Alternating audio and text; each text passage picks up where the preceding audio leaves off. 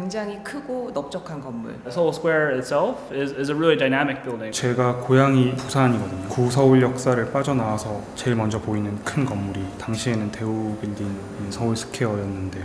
와, 대도시 서울이다, 약간 그런 강한 이미지가.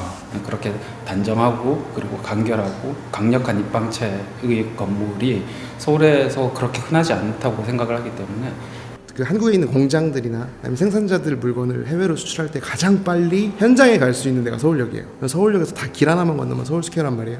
상당히 부침이 많았던 건축물이기 때문에 많은 이야기들이 있죠. 건축가 도시라는 코너입니다. 도심에서 많은 사람들이 볼 수 있고 좀 숨겨진 이야기가 많은 건축물들, 그런 측면에서 보면 서울스퀘어는 상당히 매력적인 건축물이죠. 저는 도시와 건축을 주제로 사진 작업하고 있는 사진가 최용준이라고 합니다. 그 정도의 시간을 보낸 건물도 그렇게 많지는 않거든요. 볼륨감이나 어떤 재료에서 느껴지는 표면이나 그런 게 유럽이나 뉴욕 같은 데 있는 그런 표면하고 좀 비슷한 부분도 있는 것 같고, 그 묵직한 부분이 좋았던 것 같아요. 대우빌딩의 지 아케이드가 서울시 최초의 지 아케이드입니다. 김수근 선생님의 그 부분들을 제가 그냥 현장에다 보존을 하고 쉽게 접근을 하기는 약간 부담스러운 느낌. 선뜻 나서서 자기가 지었다고 하는 건축물이라고 밝히는 사람이 없더라고요. 사실 좀 아이러니하죠. Historically, been a building that everyone in Seoul knows. Whether it's from TV to when Daewoo was there, all the different companies that have had their headquarters in that location, and there's lots of stories I've heard from our own employees and members of their own memories of their parents working there.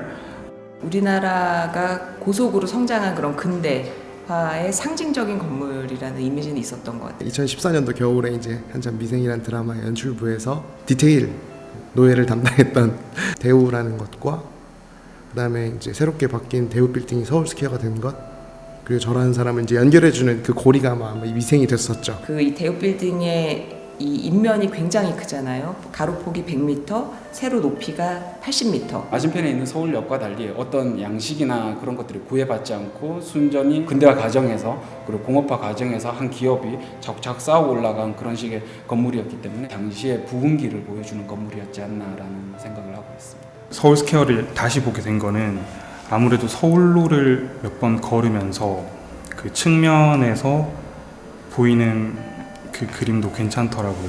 너무 넓은 건물이 생기면 남산뷰를 가리니까 어떤 시각적 개방감 이런 것들을 위해서 그런 규제들이 있습니다. 서울 스퀘어는 그 이전에 지어진 것이기 때문에 한 층이 이만한 면적을 가진 건물을 이제 다시는 못 만든다. 건물은 사유재이지만 동시에 공공재이기도 한 성격이 있습니다. 그 넓은 면이 뭔가 퍼블릭한테 기여하는 면이 됐으면 좋겠다. What we look for is access to great transportation, and Seoul Square, the building itself, right in front of Seoul Station, is right at kind of this hub connecting all of Korea together. 그러니까 설계하던 당시에는 그 앞에 환승센터가 없었기 때문에 여러 가지 방면에서 다 요지인 곳에서 자기 자신의 일을 그냥 할 수 있는 그런 곳이기도 한 것 같고요.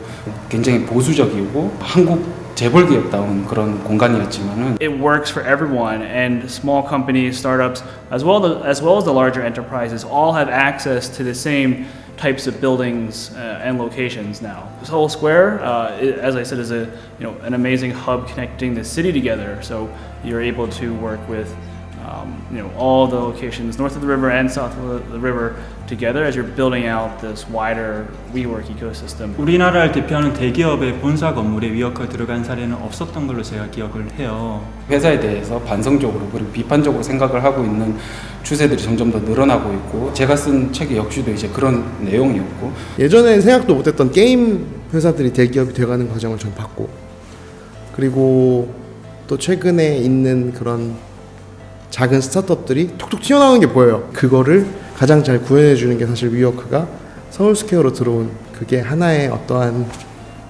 이제 대세가 이거다 라는 걸 잘 표현하고 있다고 생각해요. 업무에 대한 관점이 이전보다 훨씬 더 개인적이고 또 소규모 집단적인 경향으로 많이 바뀌고 있고, 그런 것들이 위워크 같은 공간을 필요로 하게 되고 실제 생활을 윤택하게 하더라.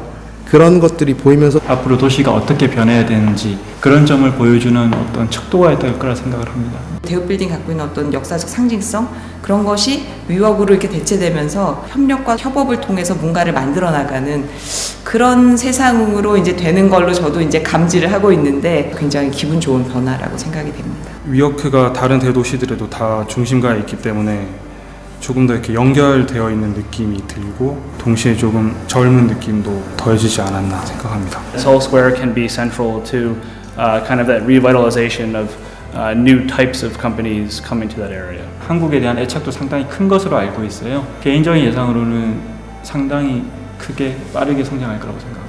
서울역을 빠져나와서 처음으로 눈에 보이는 건물이기 때문에 서울의 입구 같은 이미지가 있다고 생각하거든요. 그래서 단순히 간판이 위워크로 바뀐 게 이미지 변화에 주는 게 되게 크다고 생각을 해요. 변하는 거에 따라서 빌딩이나 사회 인프라도 조금씩 바뀌어가는 거죠. 오피스 공간뿐만 아니라 도시의 주거 공간에도 변화가 일어날 거고 부동산적으로 도시적으로 상당히 많은 변화가 있을 거라고 생각합니다. 위워크가 들어가면서 흥미롭고 의미 있는 시도이자 변화의 어떤 이정표를 보여주는 것이 아닌가 생각합니다. 지금 24시간 이렇게 오픈이 되나요? 늘 경쟁하고 부대끼고 싸우고 갈등하고 풀어가고 일하고 그런 항상 치열한 공간이 됐으면 좋겠어요. 다양성이 있는 공간이었으면 좋겠어요.